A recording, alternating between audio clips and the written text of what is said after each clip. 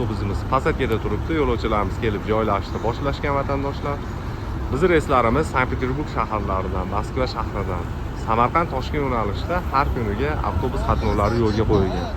Transportimizning holatini ko'rib turibsizlar. Yangi Lux avtobus videoni oxirigacha ko'rsalaring, ichlarini ham qisqachagina obzor qilib qo'yib beramiz.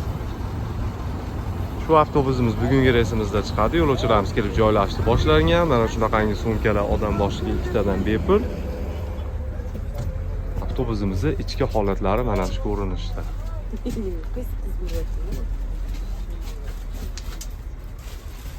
Sidenalarning oralari keng.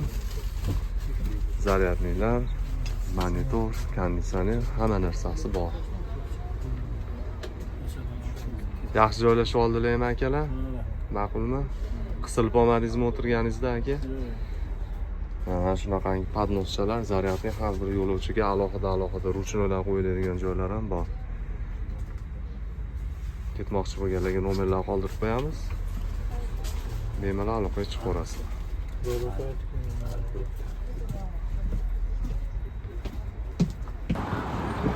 Kanalga podpiska bo'lmaganlar, обязательно podpisatsiya bo'lib qo'yinglar. Sog' bo'linglar, salomat bo'linglar.